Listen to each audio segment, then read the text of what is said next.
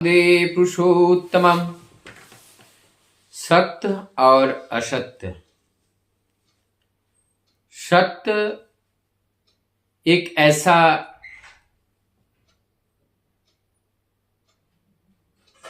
सुंदर एवं सौंदर्यात्मक, विश्वास, प्रेम से भरा हुआ, जिसका वर्णन करना असंभव सा है। साधारणतः जो सत्य और मिथ्या, सत्य और असत्य की जो व्याख्या हमारे समाज में करते हैं, वो सत्य हैं जो दृश्यमान वस्तु हैं, जो हम देखते हैं, जो थ्योरेटिकल एंड प्रैक्टिकल दोनों तरफ से जो सत्य हैं, उसी को ही साधारणतः सत्य कहते हैं। और एक प्रचलित है कि सत्य बात बोल करके जीवन चल नहीं सकता है, केवल सत्य से ही जीवन नहीं चलती है, असत्य का सहारा लेना पड़ता है। आज के युग में असत्य का सहारा लेकर ये हमने पहला दिन ये विचार हम बना लेते हैं कि ये जीवन सत्य से नहीं चल सकती हैं, असत्य का सहारा हमें लेना ही पड़ता है। यही हमारी सबसे बड़ी पराजय है। और हम जाने सत्य क्या है, असत्य क्या है। असत्य अज्ञानता है, असत्य अंधकार है, असत्य विवशता है, असत्य अहंकार है। और ये जो अहंकार है, अहंकार भी एक तरह का नहीं है। जो हमारे काम, क्रोध, लोभ, हमें क्रोध आ रही है, और क्रोध की उत्पत्ति कब होती है? जब हमारी इच्छा के विरोध में कोई आवाज उठाता है, जब हमारे विचारों के साथ सकारात्मक रूप से समर्थन नहीं करते हैं,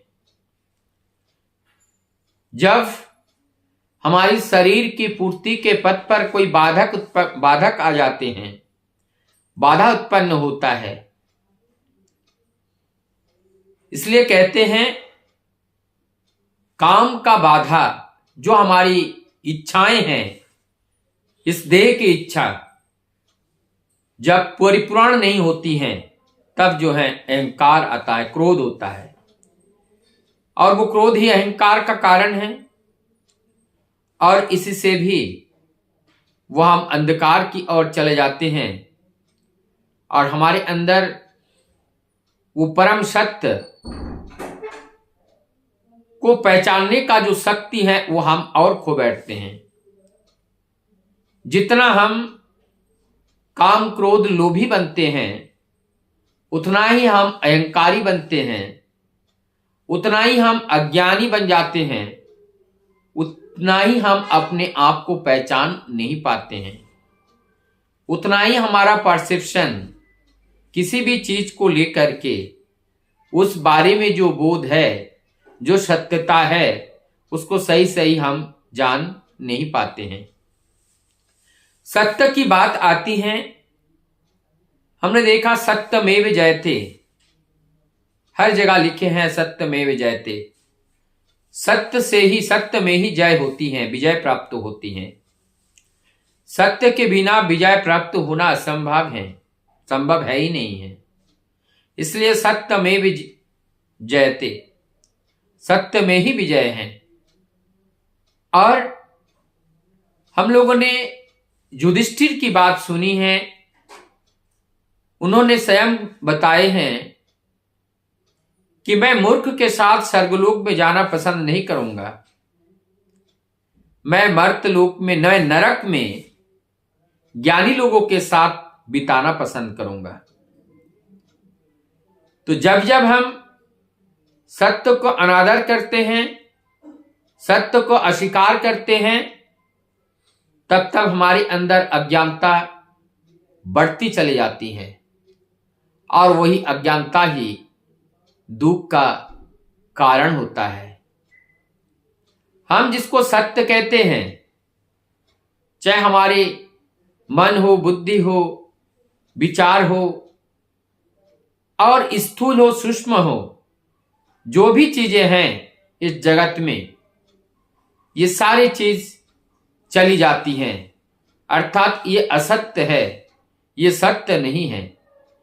और इस असत्य को सत्य मान करके जब हम अपने जीवन को व्यतीत करते हैं, हम अपने जीवन में कभी ना कभी हम इस असत्य वस्तु से बिछुड़ने लगते हैं।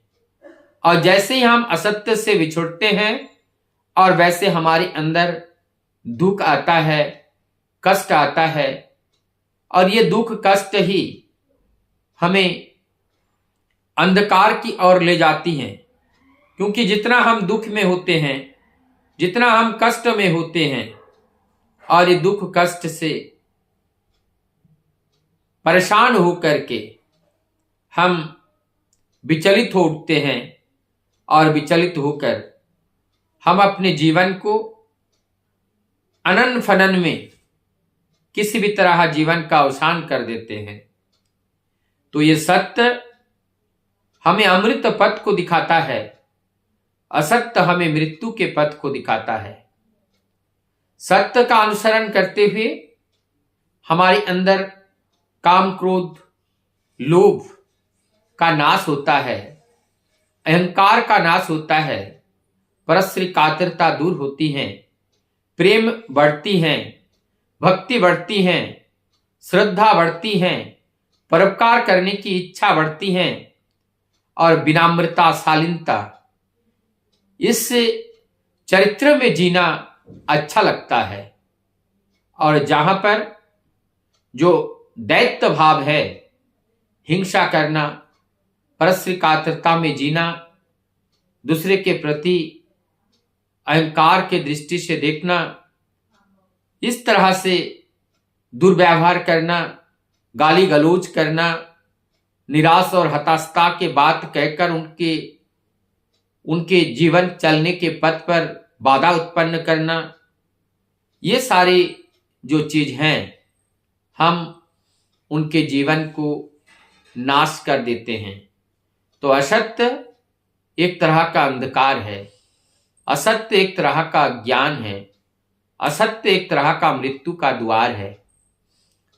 अगर हम अपने जीवन में सत्य का सहारा लेकर के चले, चाहे हम आधा रोटी खाएं, चाहे हमें भूखे रहे, लेकिन हम सत्य के पुजारी बन करके अपने जीवन को बिताए।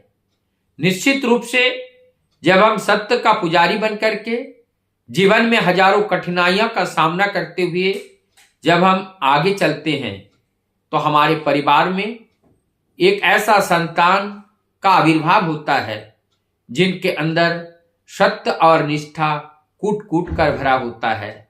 और वही संतान आगे चल करके एक देश का, एक संपूर्ण जगत का कल्याणकारी व्यक्तित्व के धनी बनते हैं। तो ऐसे कल्याणकारी व्यक्तित्व के धनी मुनि ऋषियों को अगर हम धरती पर लाना चाहे, रास्ता दो नहीं है, एक ही रास्ता है, सत्य का अनुसरण करना, सत्य का पथ को अवलंबन करते हुए चलना। चाहे जीवन में हजारों लाखों कितनी विपत्तियां आए, फिर भी अपने आप को झुकाना नहीं है असत्य के आगे। क्योंकि ये सत्य से ही हमारे जीवन के दुख को दूर किया जा सकता है, सत्य से ही हमारे जीवन के उद्देश्यों को परिपूर्ण किया जा सकता है। लेकिन असत्य से हम अपने जीवन की अज्ञानता के गुहा में प्रवेश करते हैं, और जब उस अज्ञानता के गुहा में हम प्रवेश करते हैं, हम जो कुछ भी देखते हैं और जो कुछ भी हमें अच्छा लगता है, सब उल्टा। जब खराब वाला अच्छा लगेगा, जिसको अच्छा लगना नहीं चाहिए वही अच्छा लगता है, और जिसको अच्छा लगना चाहिए वो अच्छा नहीं लगता है। इसका एक बहुत अच्छा उदाहरण मुझे याद आ रहा है। जब हम बीमार पड़ते हैं, बुखार आ जाती हैं, तो हमारी जिह्वा में स्वाद नहीं रहता है। वो कितना भी अच्छा सब्जी हो, कितना भी अच्छा भोजन हो, लेकिन उस भोजन का वास्तविक स्वाद नहीं मिल पाता है। क्यों? क्योंकि हमारे शरीर के अंदर दोष कुपित हो चुका है। जब दोष कुपित होता है तब उस दोष के बजाय से हमें उस जो सत्य जो स्वाद है, प्रकृति जो स्वाद है, वास्तव जो स्वाद है, वो स्वाद से हम वंचित हो जाते हैं। ठीक उसी प्रकार से हमारे मानव जीवन का जो स्वाद है, जो आनंद है, उस आनंद से हम दूर हो जाते हैं। हम उस आनंद का उपभोग पूरा नहीं कर पाते हैं। क्यों नहीं कर पाते हैं? क्योंकि हम असत्य के पुजारी बन के अपने जीवन को बिताया है। और जब असत्य से अपने जीवन को बिताते हैं तो सत्य का आनंद से हम वंचित रहते हैं। तो आइए मानव जीवन का उद्देश्य और मानव जीवन पा करके परम सत्य का जो आनंद है, वो आनंद का उपभोग हम तब कर सकते हैं जो हमारी अंदर दुर्बलता रूपी काम, क्रोध, लोभ, माया, मोह, अहंकार, ये सारी चीजों को तिलंजलि दे करके, इनको पराजय करके जब हम अपने विजय पताका को इनसे आगे ले जाने में सक्षम हो पाते हैं, तभी हम सत्य का आस्वादन कर पाते हैं। तभी हम कह सकते हैं सत्यमेव जयते। वंदे